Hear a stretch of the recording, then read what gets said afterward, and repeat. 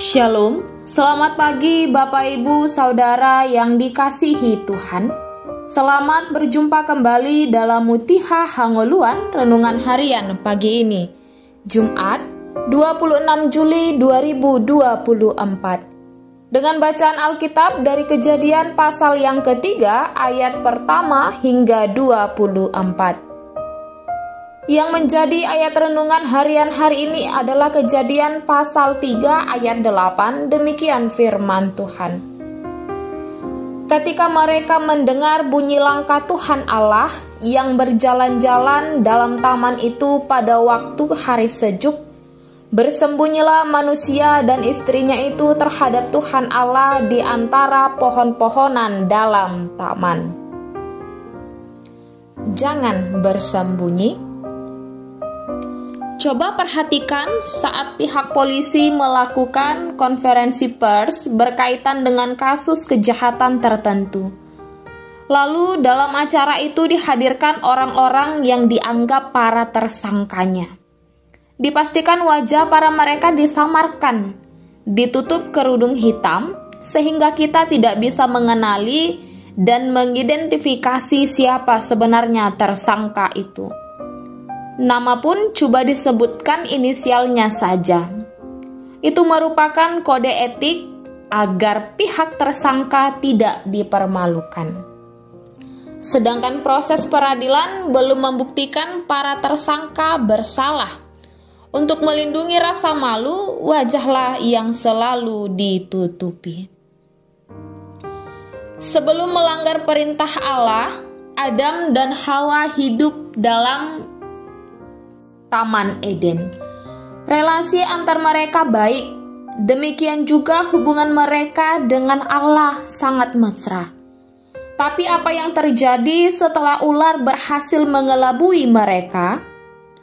Adam dan Hawa sama-sama memakan buah dari pohon pengetahuan baik dan jahat. Seketika juga mengubah seluruh suasana dan nasib kehidupan mereka. Sekaligus runtuhlah relasi harmoni yang terbangun selama ini. Bersembunyi terhadap Tuhan, itulah yang dilakukan oleh manusia pertama, Adam dan Hawa setelah melakukan dosa. Mereka tidak ingin mengakuinya karena benar-benar telah melakukan kesalahan. Namun Allah itu baik dan penuh kasih. Ia memberi ruang pengampunan bagi manusia. Allah memperbaiki hubungan yang rusak itu dengan pengorbanan Allah sendiri dalam diri Yesus Kristus. Oleh karena itu, betapa pentingnya untuk tetap menyadari keberdosaan di hadapan Tuhan, memohon ampun di hadapannya. Kisah Adam dan Hawa yang bersembunyi dari hadapan Tuhan telah begitu banyak terjadi di tengah kehidupan manusia sepanjang masa. Ruang pengampunan yang diberikan oleh Allah telah mengajarkan manusia tentang kesempatan untuk berubah atau bertobat dan mau mengakui dan memohon pengampunan kepada Tuhan. Saudaraku, setiap orang pasti pernah berbuat salah. Namun jangan karena malu dan takut lari dan bersembunyi dari Tuhan. Hal itu memperburuk keadaan. Justru yang paling tepat adalah datang, mengaku, dan memohon kekuatan agar dimampukan tidak melakukan kesalahan ulang. Malu dan takut bukan alasan tepat untuk meninggalkan Allah.